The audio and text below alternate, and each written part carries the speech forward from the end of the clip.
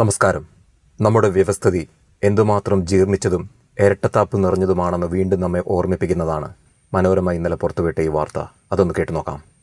കൊച്ചി കണയന്നൂരിൽ കൈക്കൂലി വാങ്ങുന്നതിനിടെ land revenue tahsildar അറസ്റ്റിൽ. പിടിയിലായത് എറണാകുളം കണയന്നൂർ തഹസിൽദാർ ജോസഫ് ആന്റണി. വിശദാംശങ്ങളുമായി PB അനൂപ്, എത്ര പേരാണ് പിടിയിലായത്? എത്ര രൂപയാണ് ഇവരിൽ നിന്നും പിടിച്ചെടുത്തത്? ഇവർ എളമക്കരയിലുള്ള ഒരു പാടം, എളമക്കരയിലൊരു പാടം സാധാരണ നിലമായിട്ട് രജിസ്റ്റർ ചെയ്ത് കൊടുക്കുന്നതിന് വേണ്ടിയിട്ട് കൈക്കൂലി ആവശ്യപ്പെട്ടു എന്നതാണ് കേസ്. ഇവരിൽ നിന്നും 10 ലക്ഷം രൂപയാണ് കൈക്കൂലി ആവശ്യപ്പെട്ടത്. കേട്ടല്ലോ, 10 ലക്ഷം രൂപ കൈക്കൂലി വാങ്ങിയതിന് ലാൻഡ് റവന്യൂ തഹസിൽദാർ അറസ്റ്റിലായിരിക്കുന്നു. നമ്മുടെ നാട്ടിൽ വേറൊരു മഹാനുണ്ട്. 2,78 ലക്ഷം രൂപ കൈക്കൂലി വാങ്ങിയ ഒരു മഹാൻ. ആ മഹാൻ നേരിട്ടല്ല വാങ്ങിച്ചത്, മകളെ ആണ് കൈക്കൂലി വാങ്ങാൻ ഏൽപ്പിച്ചത്.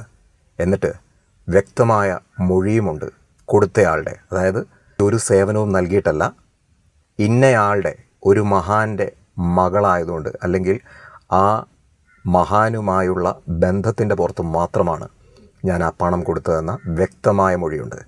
എന്നിട്ട് എന്താണ് ആ മഹാന് സംഭവിച്ചത്? ഒന്നും സംഭവിച്ചിട്ടില്ല. VIP ആയി ഇന്നും ആ മഹാൻ വിലസുകയാണ്. ആ മഹാൻ ആരാണെന്ന് ഞാൻ പ്രത്യേകിച്ച് എടുത്ത് പറയുന്നില്ല. കാരണം ലെവലേശം ഉളുപ്പ് ഇല്ലാത്ത ഒരു മഹാൻ ആയതുകൊണ്ട് തന്നെ, പ്രത്യേകിച്ച് ഒരു പ്രയോജനവും ഇല്ലാത്തത് കൊണ്ട് തന്നെ അത് ഞാൻ പറയുന്നില്ല. സാമാന്യ ബുദ്ധിയുള്ളവർക്ക് മനസ്സിലാവും. അപ്പോൾ ഇവിടെയാണ് നമ്മുടെ വ്യവസ്ഥിതിയുടെ ഇരട്ടത്താപ്പ് എന്ന് പറയുന്നത്.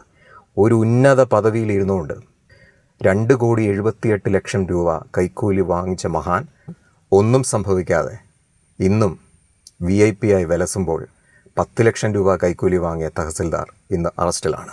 ഒന്ന് ആലോചിച്ച് നോക്കിക്കേ, നമ്മുടെ വ്യവസ്ഥിതി എത്ര ജീർണിച്ചതും ഇരട്ടത്താപ്പ് നിറഞ്ഞതുമാണെന്ന്. ഇതിന് മാറ്റം കൊണ്ടുവരാൻ ആർക്ക് സാധിക്കും? അതാണ് നമ്മൾ പരസ്പരം ചോദിക്കേണ്ട ചോദ്യം.